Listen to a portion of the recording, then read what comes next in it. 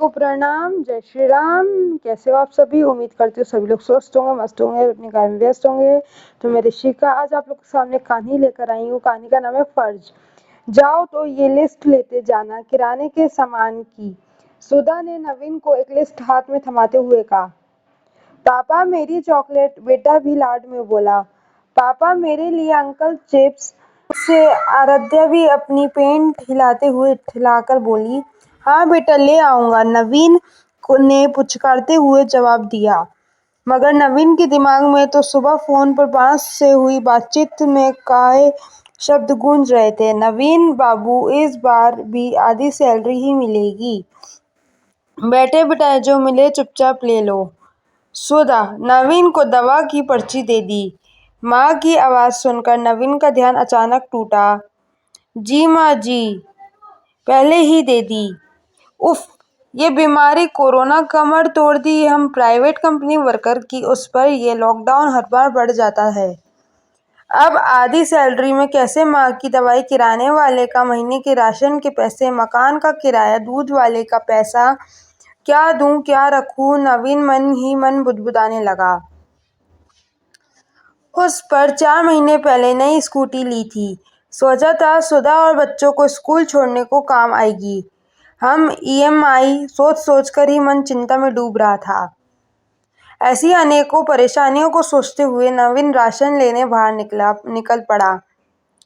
अभी कुछ ही दूर पर पहुंचा था कि स्कूटी की पीछे से टी टी की आवाज सुनाई दी। मुड़कर देखा तो सुधा थी स्कूटी पर। स्कूटी रोककर नवीन को मास्क देते हुए बोली, ये लीजिए, बस चल देते हैं मुंह उठाकर, यूं ही लॉकडाउन है जनाब। और ये भी लीजिए। पर्स से पैसे निकाल कर देते हुए बोली, ये इतने पैसे तुम्हारे पास कैसे? हमारे पास तो हर महीने कुछ नहीं बचता। तो हैरान से नवीन सुधा की ओर देखकर बोला। सुधा मुस्कुराते हुए बोली, आपसे ऑफिस जाने के बाद बच्चों को ट्यूशन पढ़ाकर उन्हीं से बचाए हुए हैं।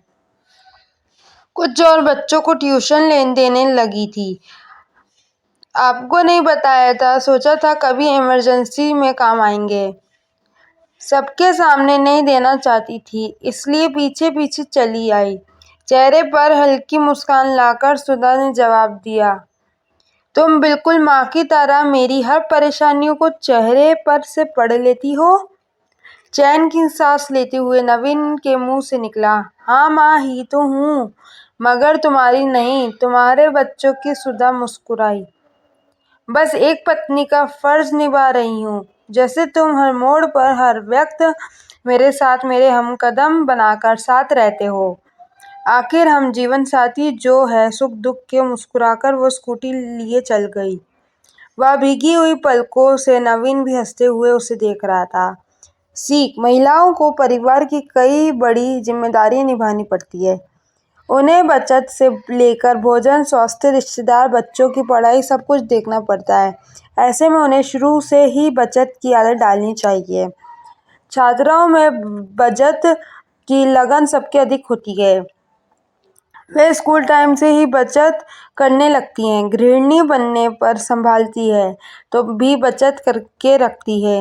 यही बचत पूरे बुरे समय में काम आती है। धन्य हमारी मातृशक्ति तथा पूजनीय है उनका समाज तथा परिवार में योगदान। सदैव प्रसन्न रहिए, जो प्राप्त है वही पर्याप्त है। धन्यवाद। जय हो, विजय हो।